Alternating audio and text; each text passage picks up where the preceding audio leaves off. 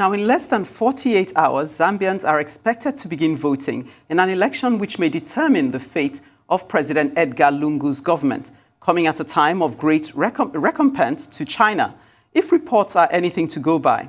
Following years of reliance on billions of dollars, soft loans, and the Asian grants, Thursday's elections is being seen as a test for just how far the Southern African country can go before it yields everything to the Chinese taxman.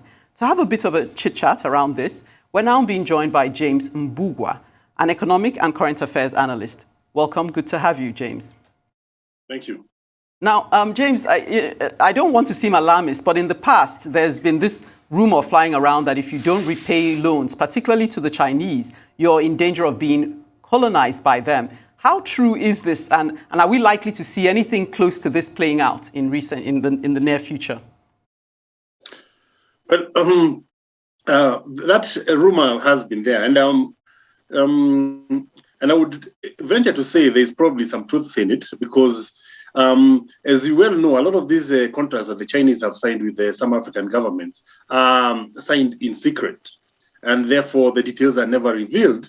However, subsequent actions by different governments indicate that there may be collateral that may have been signed into those contracts in the name of either ports or bridges or airports. So, we have seen this also in Malaysia, where the current prime minister had to renegotiate deals that had been signed with the Chinese because he felt that some of their assets had been mortgaged to the Chinese. So it was very much an existential threat and should be taken seriously. All right, James, there are talks that this economic crisis rocking Zambia will shape the decisions of those who will go to vote. Talk to us, is that really true, or will people still vote based on their own personal preference?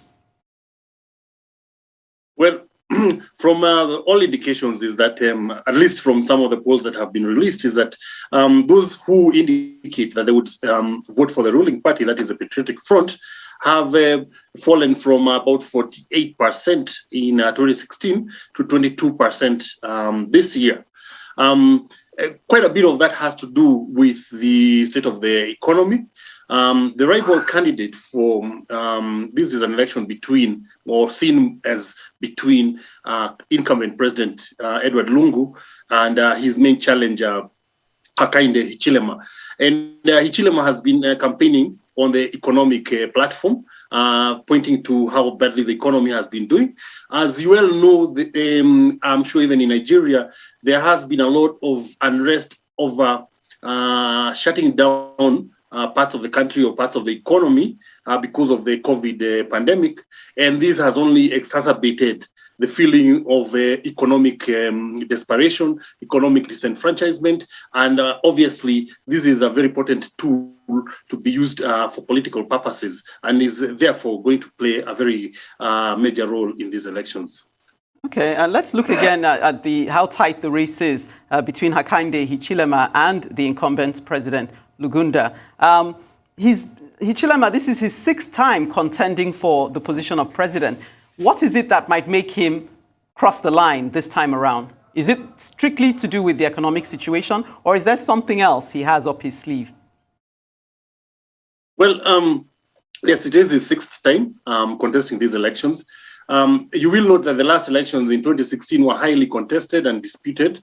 A lot of people felt, or rather people in his camp, in Hakainde Hichilema's camp, felt that the election was stolen from them. It was a very tight race. 50% to 47% were the final tallies that were given by the Electoral Commission.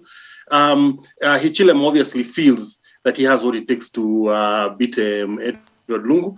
Number 2, the issue of the economy, which he has campaigned upon very vigorously. Number 3, obviously, the portrayal in the media as a sort of martyr because of the repeated crackdowns on Hakainde Hichilema's tours of the country. even as the president tours the country meeting people, Hichilema has repeatedly been blocked by the police from addressing people across the country. So also, obviously, this would very well play into the matter image. So I believe HH, as he's called, has a lot of confidence, of course, barring any sort of mischief from the electoral officials. All right, James, talk to me. They are talking because we know that the IMF and the IMS bailout to Zambia has been stopped. That the talks for that bailout has been stopped, and they are saying they will continue talks after the elections. With talks, with rumors or reports coming in that if Edgar Lungu gets back into power, they might not have that bailout come to Zambia. Don't people? Isn't external influence almost shaping who becomes the next president of Zambia? Well, I don't know that it is really shaping who becomes the president. I think that one is largely left to the voters. And the voters have, although African voters have increasingly become sophisticated with regard to issues of debt, I don't think it has risen to the level of political consciousness where it becomes a major electoral plank or platform to campaign on. However, there has been that feeling amongst investors, for instance, that Hakainde Hichilema is a better bet for the country economic-wise, because they feel that he would be able to get a deal with IMF fairly quickly. Edward Lungu has in the past indicated a reluctance to engage with the IMF or even get an IMF deal. I think this one only came about because really there was no other option. Zambia was going to default in the 2020 COVID year, and had to reluctantly take the IMF deal. But otherwise, I think Hichilema is seen as a more of a business sort of person, and the kind of person who would get a deal with IMF. But I don't think they are really influencing the voter on the ground. Thank you very much for making time for us on Newsday.